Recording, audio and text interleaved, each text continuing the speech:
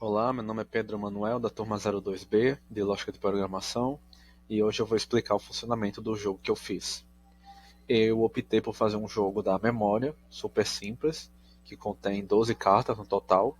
O jogo também tem um menu, por onde você acessa as opções de instrução, de créditos e o jogo em si.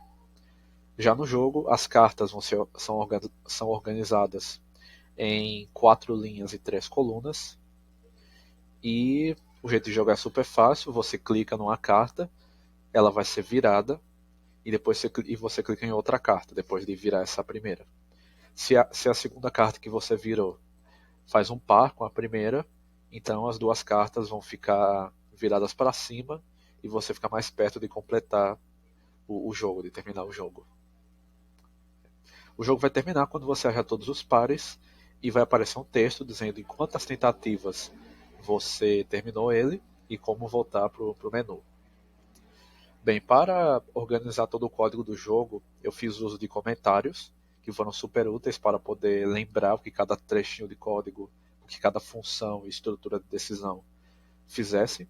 Eu também fiz uso da concatenação, para saber qual linha de código estava dentro de qual estrutura de repetição, de decisão, além de dar nomes a variáveis e funções que me dissesse de forma resumida o que aquela variável, qual que era a função daquela variável ou o que aquela função fazia. Isso. Para fazer o jogo, eu fiz uso dos conhecimentos de estrutura de decisão, de repetição, de vetores, de operadores lógicos, aritméticos, booleanos, das várias funções que o editor P5JS usa, e também, para facilitar meu trabalho, eu fiz uso de objetos e classes, que não é um assunto que eu estudei em LOP, mas é um assunto que eu já estudei por fora, que eu estudei por fora antes de LOP e revisei para poder fazer essa atividade. E é um assunto, é um recurso que ajudou muito para fazer o jogo. Bem, aqui mostrando o código em sua o código por inteiro. Você tem aqui as variáveis que contêm as imagens dos botões, que nem a versão passada. Aqui ainda a variável que contém o valor da tela. Aqui nós temos o vetor que contém todos os objetos do tipo carta, as dimensões do baralho, o número de linhas colunas, o tamanho da canvas, as dimensões do canvas. Temos um vetor que guarda a imagem do verso, um vetor que guarda a imagem das cartas, um outro vetor que vai guardar as imagens dos baralhos, vai guardar e embaralhar as imagens, um vetor que contém as cartas viradas, uma variável que contém um delay e o número de tentativas em que você conclui o jogo. Aqui nós temos no preload, no pré-recarregamento, a imagem do verso sendo carregada, assim como a imagem dos botões, de botões e imagens.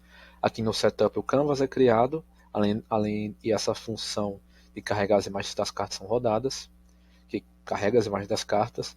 Essa função que cria o baralho, inserindo o vetor de imagem das cartas, é rodada essa função de criar imagens e é embaralhado as imagens das cartas.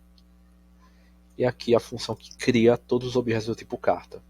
Na função draw tem uma estrutura de decisão para desenhar as telas, que nem a versão anterior do jogo. Você tem a tela 0, que é a do menu.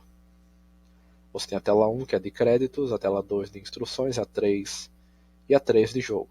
Na tela de jogo você tem uma função de atualizar o jogo, que é chamada cada frame, que atualiza todo o jogo, a lógica do jogo. Aqui você tem a renderização de cada elemento desse vetor carta. Então todos os elementos do vetor carta são renderizados, eles vão ter ou sua imagem do verso ou sua imagem da frente mostrada. E aqui você tem uma função que mostra a mensagem final, só quando o jogo termina, no caso. Aqui, para poder cada carta, ela é um objeto da classe carta.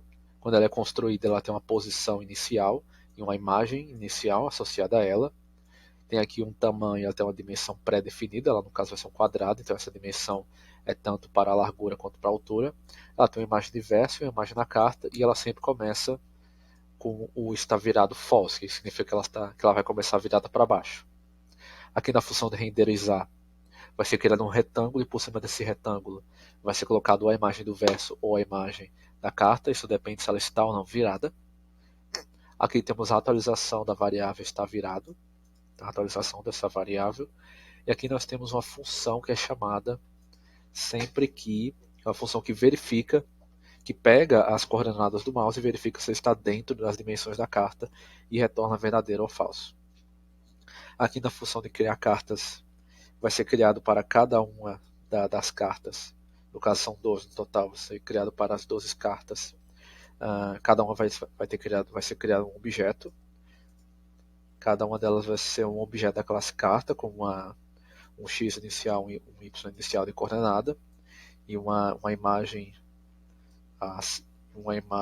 aleatória de imagens baralho, do vetor imagens baralhos. Ela vai ser criada e colocada no vetor cartas. Aqui na função atualizar o jogo, ele atualiza o jogo com a diferença do frame count e o delay inicial é maior que 30 frames. Então se o delay for 0, ele vai atualizar uma vez por frame, porém se esse valor for maior que 0, ele vai ter um certo atraso para poder atualizar. E o que ele vai fazer é verificar todas as cartas no vetor cartas, e se ela não tiver um par e estiver virada para cima, ela vai ser virada para baixo. Isso aqui vai dizer que ela vire para baixo. E aqui é criado também o vetor de cartas viradas e é definido o vetor de cartas inicial. Aqui na função carregar imagens cartas, todas as imagens que as cartas podem conter quando viradas para cima são guardadas nesse vetor. Aqui em criar imagens dos baralhos, esse vetor é inserido aqui e ele vai ser inserido no outro vetor imagens baralho, e essa função vai embaralhar todos os elementos para que a ordem deles seja aleatória.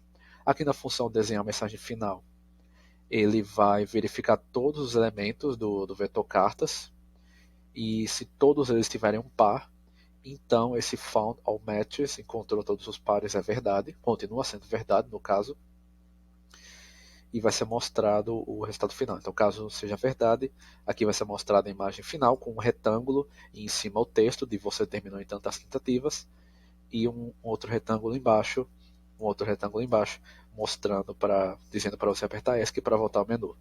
Aqui na função mouse click é chamado toda vez que você clica o mouse. Aqui ele tem aqui é o comportamento dele do menu, em que você clica, caso você esteja no menu e clicar no botão de jogar. Aqui é a posição do botão de jogar. Você vai mudar para a tela do jogo, aqui você abre a tela de instruções, volta para a tela inicial, abre o botão de créditos, abre a tela de créditos, volta para a tela inicial, e aqui se você estiver na tela do jogo, o que ele vai fazer? Ele vai pegar a sua posição do mouse, no caso você vai clicar o mouse e ele vai você clica o mouse, ele pega a posição do mouse e ele vai procurar sobre que carta você estiver. Ele procura sobre que carta você estiver. Se o seu mouse estiver sobre qualquer carta, ele vai ver quantas cartas estão viradas e se a carta que você clicou está virada ou não. Caso tenham menos de 2 cartas viradas e a sua carta não estiver virada, ele vai virar ela e vai colocar essa carta que você virou no vetor de cartas viradas. Se depois disso tudo o vetor de cartas viradas tiver 2 elementos, o seu número de tentativas aumenta e é verificado se as 2 cartas combinam, a primeira e a segunda carta que você virou. Caso elas combinarem, vai virar os dois, vão ter match igual a true, quer dizer que elas duas encontraram os pares. E vai ser definido um delay vai ser definido um atraso na atualização do jogo, antes de você continuar clicando. E por último, tem uma função que é chamada toda vez que uma tecla do teclado, que uma tecla é pressionada, e se a tecla pressionada for escape, você estiver na tela do jogo, ele volta para a tela inicial. Quanto ao uso de vetores, eu os usei para poder armazenar as cartas, os objetos de tipo carta, para poder armazenar as cartas que foram viradas, que o jogador virou, para poder armazenar também as imagens que apareceriam quando o jogador virasse a carta, e também as imagens baralho que iriam receber essas imagens das cartas e embaralhar elas. Eu também fiz o acesso delas para poder montar o baralho em si e para verificar se existia um par. Aqui eu vou carregar o jogo, mostrar ele em funcionamento. Deixa eu só tirar o zoom aqui para mostrar mais. Então aqui é a tela inicial do jogo, com a opção de jogar instruções e créditos. Os créditos tem quem fez, onde foi feito e de onde eu tirei as imagens. As instruções, clica nas cartas para virar elas. Se você achar um par, as duas ficarão viradas para cima. As contrárias irão virar para baixo, o seu número de tentativas aumenta. O jogo termina quando você encontrar todos os pares. E aqui no botão de jogar, eu vou ser levado à tela de jogar. Então clico numa carta, ela vira, se eu não encontrar o par, tem um delayzinho e elas voltam a ser viradas. Então aqui eu vou achando os pares, teve um delayzinho. Então aqui eu achei um par, o par vai ficar virado para cima. Aqui achei outro par, aqui outro par. Aqui mais um. Aqui mais um. Eu encontrei todos, apareceu em quantas tentativas eu terminei o jogo. E para apertar ESC para voltar ao menu. E é isso.